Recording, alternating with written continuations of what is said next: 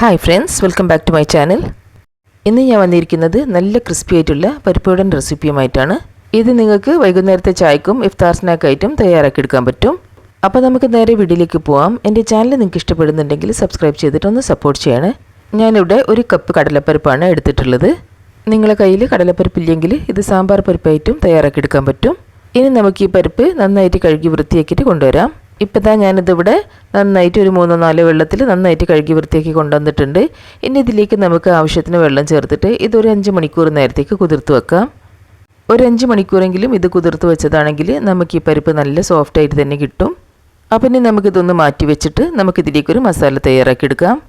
ഞാനിവിടെ ഒരു ചട്നി ഗ്രൈൻഡറിലേക്ക് 1 ടീസ്പൂൺ മല്ലി ഇട്ട് കൊടുക്കുന്നുണ്ട്. ഇനി ഇതിലേക്ക് 1/2 ടീസ്പൂൺ പെരിഞ്ജീരകവും 1/2 ടീസ്പൂൺ നല്ല ജീരകം, 4 കുരുമുളകും 2 വറ്റൽമുളക് കൂടി ചേർത്ത് കൊടുക്കുന്നുണ്ട്. പിന്നെ ഇതിലേക്ക് ഒരു കഷ്ണം ഇഞ്ചി കൂടി ചേർത്ത് കൊടുക്കുന്നുണ്ട്. ഇനി നമുക്കിതെല്ലാം ഒന്ന് പൊടിച്ചെടുത്ത് കൊണ്ടുവരാം.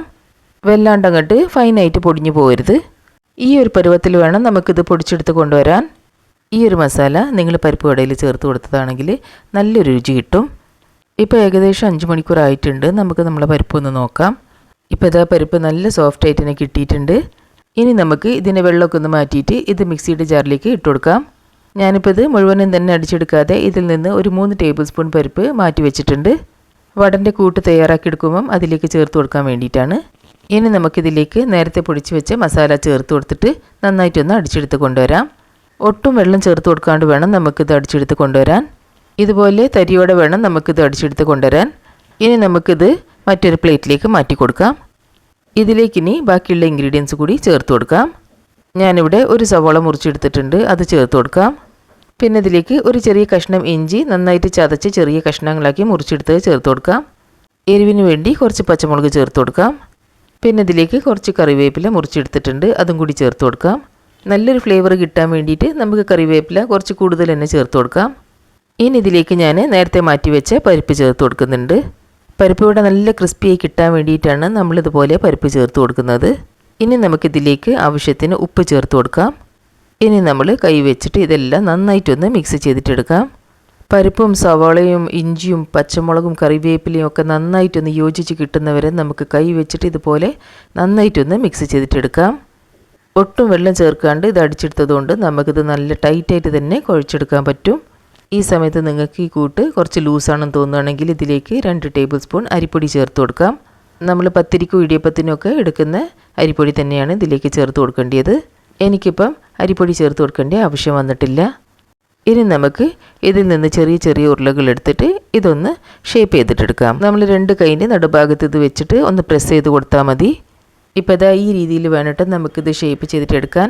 ഇതിൻ്റെ സൈഡിലൊക്കെ അഥവാ തിക്നെസ് കൂടുതലാണെങ്കിൽ നമുക്കിതുപോലെ സ്ലൈറ്റ് ആയിട്ട് ഒന്ന് പ്രസ് ചെയ്തിട്ടെടുക്കാം. അപ്പോൾ ഇതുപോലെയാണ് നമുക്കിത് ഷേപ്പ് ചെയ്തെടുക്കേണ്ടത്. ഇനി നമുക്കിത് ഫ്രൈ ചെയ്തിട്ടെടുക്കാം. അതിനായിട്ട് ഞാനിവിടെ കടായിൽ കുറച്ച് വെളിച്ചെണ്ണ ചൂടാക്കി എടുത്തിട്ടുണ്ട്. ഇനി നമുക്കിത് ചൂടായ എണ്ണയിലേക്ക് ഓരോന്നോരോന്നായിട്ട് ഇട്ട് കൊടുക്കാം. ഇടയ്ക്ക് നമുക്കിതൊന്ന് മറിച്ചിട്ട് കൊടുക്കാം.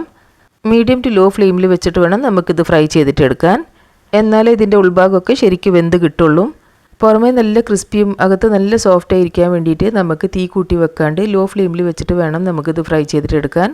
ഇപ്പോൾ അതിൻ്റെ കളറൊക്കെ ചേഞ്ചായി വരാൻ തുടങ്ങിയിട്ടുണ്ട്. നല്ല ബ്രൗൺ കളറായി കിട്ടുന്നവരെ നമുക്കിത് ഫ്രൈ ചെയ്തിട്ടെടുക്കാം. ഇപ്പോൾ നമ്മുടെ പരിപ്പ് വട ഇവിടെ തയ്യാറായിട്ടുണ്ട്.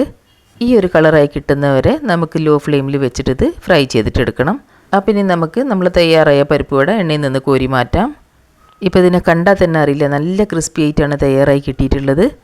അപ്പോൾ ഈ ഒരു റെസിപ്പി നിങ്ങളെല്ലാവരും ഒന്ന് ട്രൈ ചെയ്ത് നോക്കണം കേട്ടോ. ഇനി ബാക്കിയുള്ള പരിപ്പ് വടയും നമുക്കിതുപോലെ തന്നെ ഫ്രൈ ചെയ്തിട്ടെടുക്കാം. ഒട്ടും തീ കൂട്ടി വെക്കാതെ മീഡിയം ടു ലോ ഫ്ലെയിമിൽ വെച്ചിട്ട് തന്നെ വേണം നമുക്കിത് ഫ്രൈ ചെയ്തിട്ടെടുക്കാൻ. എന്നാൽ മാത്രമേ നമുക്ക് ചായക്കടയിൽ നിന്ന് വാങ്ങുന്ന പരിപ്പ് വടേൻ്റെ അതേ രുചിയിൽ ഇത് തയ്യാറായി കിട്ടുള്ളൂ. അപ്പോൾ ഇവിടെ നമ്മളെ പരിപ്പ് വട എല്ലാം തയ്യാറായി കിട്ടിയിട്ടുണ്ട്. ഒട്ടും എണ്ണ കുടിക്കാത്ത നല്ല ക്രിസ്പി ആയിട്ടുള്ള പരിപ്പ് വട ഇവിടെ തയ്യാറായിട്ടുണ്ട്. ഇനി ഞാൻ നിങ്ങൾക്ക് ഇതിൽ നിന്ന് എടുത്ത് മുറിച്ച് കാണിച്ചു തരാം. ഇത് കണ്ടാൽ തന്നെ അറിയില്ലേ എത്രമാത്രം ക്രിസ്പിയാണെന്ന്. നല്ല ചൂട് ചായക്കൊപ്പം പരിപ്പ് വട ഇഷ്ടപ്പെടാത്ത ഒരു മലയാളിയും തന്നെ ഉണ്ടാവില്ല. അപ്പോൾ ഈ റെസിപ്പി നിങ്ങളെല്ലാവരും ഒന്ന് ട്രൈ ചെയ്ത് നോക്കണേ. നിങ്ങൾക്ക് എല്ലാവർക്കും ഇത് തീർച്ചയായിട്ടും ഇഷ്ടപ്പെടും. വീഡിയോ ഇഷ്ടപ്പെട്ടതാണെങ്കിൽ ലൈക്ക് ചെയ്യാനും ഷെയർ ചെയ്യാനും മറക്കരുത്.